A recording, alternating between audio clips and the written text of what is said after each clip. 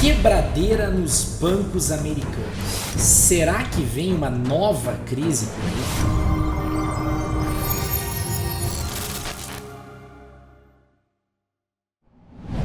Fala pessoal, meu nome é Felipe Dabu, eu sou investidor trader na Bolsa de Valores há mais de 8 anos e hoje a gente vai falar sobre tudo o que vem acontecendo no sistema financeiro americano. Uma quebradeira de bancos regionais vem tomando conta do mercado e coloca em risco todo o sistema bancário americano. Mas antes de mais nada, considere se inscrever aqui no canal, ativar o sininho de notificações e deixar o seu joinha aqui embaixo nesse vídeo. Pois é, pessoal, só se fala no que está acontecendo lá nos Estados Unidos e a pedido de muitos de vocês, eu resolvi gravar esse vídeo para explicar tudinho para vocês. Tudo começou na quarta-feira passada, quando o Silvergate Bank, um banco sediado lá na Califórnia, anunciou que estaria quebrando. Isso não surpreendeu muito o mercado, na verdade todo mundo já sabia que o Silvergate enfrentava problemas com a recente queda no preço das criptomoedas, ele se envolveu bastante com as criptomoedas e a recente falência da FTX, lembra daquela corretora de criptos que faliu? Pois é, o banco também estava envolvido com ela. O que surpreendeu o mercado foi que no dia seguinte o Silicon Valley Bank, mais conhecido como SVB ou SVB do inglês, também anunciou estar com problemas de liquidez, tendo que vender ativos para poder saldar o compromisso com os seus depósitos, dos seus correntistas. O banco ainda anunciou um prejuízo de quase 2 bilhões de dólares. Isso foi o suficiente para que as suas ações despencassem mais de 60% num único dia na bolsa americana. Depois foi a vez do Signature Bank quebrar e uma série de outros bancos regionais dos Estados Unidos. Todo o sistema bancário americano ficou em risco com esses acontecimentos recentes, que levaram a verdadeira corrida bancária. As pessoas começaram a fazer de tudo para tirar o seu dinheiro do banco. Mas afinal, como que tudo isso aconteceu? O que levou à quebra do SVB e de outros bancos? Para entender isso, você primeiro precisa entender como funcionam os bancos e todo o sistema bancário em geral. Todo banco comercial, ele possui ativos e passivos. Os ativos, eles são os bens ou direitos do banco. E o passivo corresponde às obrigações que o banco possui. Se a gente parar para pensar, a única obrigação dos bancos é de ter que devolver o dinheiro dos seus clientes, certo? Dos seus correntistas. Portanto, o dinheiro dos seus clientes, que eu vou chamar aqui de depósitos à vista ou depósitos a prazo, vão constar como passivo dos bancos. Depósitos à vista é aquele seu dinheiro que está parado na conta do banco, que você pode resgatar praticamente a qualquer hora, a qualquer momento. Já o depósito a prazo seria aquele dinheiro que você tem em alguma aplicação financeira de curto prazo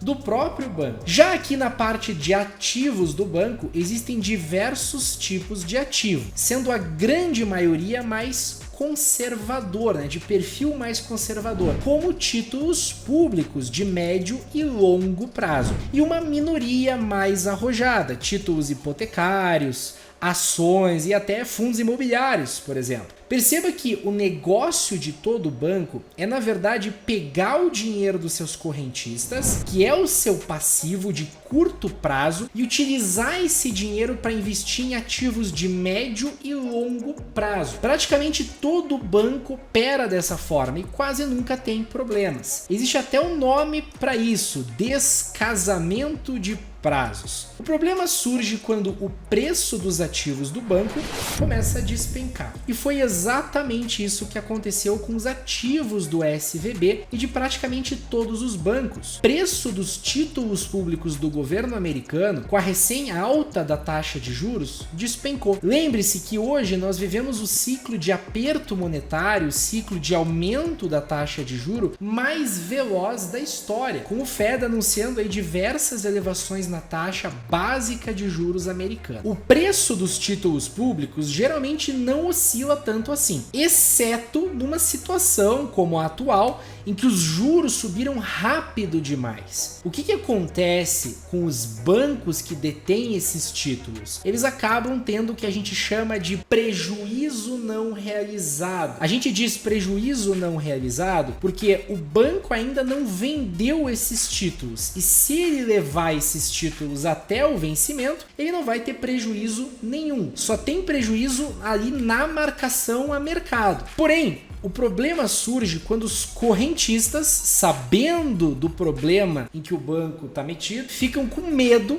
e pedem resgate, começam a tirar o dinheiro do banco. Aí o banco é obrigado a vender os seus ativos com baita prejuízo, para honrar aí com o seu compromisso em devolver o dinheiro para os correntistas. Agora, quando a corrida bancária, a gente chama todo esse processo de corrida bancária, se intensifica, ou seja, quando tem muita gente de uma vez só pedindo resgate, o banco acaba tendo um prejuízo maior ainda e pode acabar não conseguindo devolver o dinheiro dos seus clientes. E o problema, pessoal, é que todos os bancos parecem estar enforcados desse jeito, com prejuízos não realizados. O SVB, na verdade, ele abriu os olhos do mercado para todo o sistema financeiro dos Estados Unidos. E aí você pode estar se perguntando, mas Felipe, e o FDIC, né, que seria algo como o nosso FGC, Fundo Garantidor de Crédito, que teoricamente protege o investidor em situações como essas? Pois é, o problema é que o FDIC só garante depósitos até $250 mil, e a grande maioria dos depósitos do SVB eram maiores do que esse, o que significa que eles não estavam segurados. Muito se comentou durante o final de semana sobre como resolver essa situação. E adivinhe, o Fed, Banco Central Americano, junto ali com o Tesouro e o próprio FDIC, bolaram um plano. A solução foi garantir todos os depósitos que estavam no SVB. Lembra daquele limite de $250 mil? Pois é, o Fed decidiu que para o caso do SVB e de outros bancos que estariam com o mesmo problema de liquidez, não haveria limite para o FDIC. O Fed cobriria todos os depósitos, garantindo que ninguém ia perder dinheiro nessa brincadeira. E aí você deve estar se perguntando, mas como é que raios o Fed vai garantir isso? Simples, criando nova moeda, fazendo o que o Fed sabe fazer de melhor. O Fed vai utilizar do artifício do afrouxamento monetário ou quantitative easing, a gente já conversou várias vezes sobre isso no canal, chame como quiser, para simplesmente gerar dinheiro eletrônico do nada e emprestar esse dinheiro para os bancos, como se fosse uma forma de socorro. E quando questionado se haveria algum limite de liquidez, ele respondeu que não, que socorreria os bancos o quanto precisasse. Bizarro, né? O mais bizarro é que o mercado reagiu a tudo isso de maneira eufórica. As taxas de juro curto, médio e longo prazo, elas despencaram no pregão de hoje e já vinham despencando nos últimos pregões, e a gente viu aí a maior volatilidade nessas taxas desde a crise financeira de 2008. O dólar também perdeu força frente às várias moedas ao redor do mundo. Isso tudo só deixa claro a aposta que os investidores estão fazendo, que o Fed deve parar de elevar as taxas de juros tão rapidamente. Ou do contrário, mais situações como essa devem acontecer. Na verdade, quanto mais rápido o Fed sobe as taxas para tentar controlar a inflação, mais problemas de liquidez vão surgir em todos os setores do mercado, não só no setor financeiro. A situação vai ficar complicada para várias outras empresas. E mesmo com esse plano de resgate anunciado, hoje o setor financeiro lá na Bolsa Americana continuou desabando, com outros bancos regionais chegando a cair mais do que 30% só no pregão de hoje. Todo medo e desconfiança ainda predominam no setor. A gente consegue facilmente perceber isso quando olha lá o salto que deu a taxa que os bancos americanos usam para emprestar dinheiro um para o outro, né? Seria equivalente à taxa DI. Ou seja, há uma desconfiança entre os próprios bancos americanos, lembrando muito a crise de 2008. E falando em 2008, apesar da semelhança, o problema atual ele acaba sendo diferente da última crise financeira. Enquanto em 2008 o problema era a insolvência dos bancos, agora o problema parece ser de liquidez. Voltando para aquela imagem do começo do vídeo, onde eu falei lá sobre ativo e passivo do banco comercial. Para você entender a diferença, insolvência é quando você tem um passivo muito maior do que ativo. Ou seja, mesmo que o banco consiga vender todos os seus ativos, ele não consegue fazer sobrar dinheiro para pagar o dinheiro que ele deve para os seus correntistas. O problema hoje é outro, é um problema de liquidez. O banco parece ter dinheiro para pagar os correntistas se ele vender todos os seus ativos, mas dependendo da velocidade com que ele faz isso, ele vai assumir prejuízos tão grandes, aqueles chamados prejuízos não realizados, que acabam daí sendo realizados, ele pode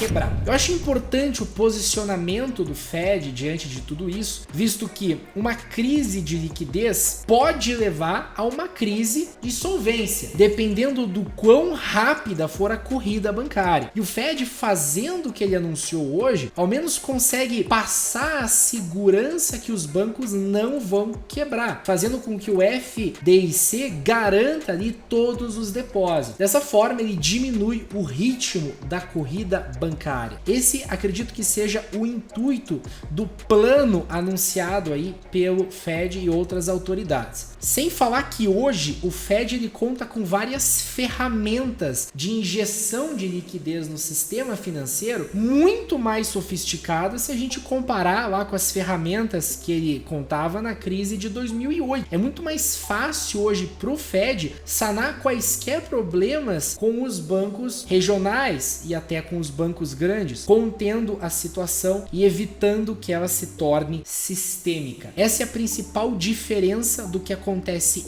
hoje e do que aconteceu em 2008. Eu sinceramente espero que você tenha gostado desse vídeo. Se você gostou, considere deixar o seu like aqui embaixo, se inscrever no canal e compartilhar esse vídeo com os amigos. Eu vou ficando por aqui, agradeço muito a sua presença e até mais.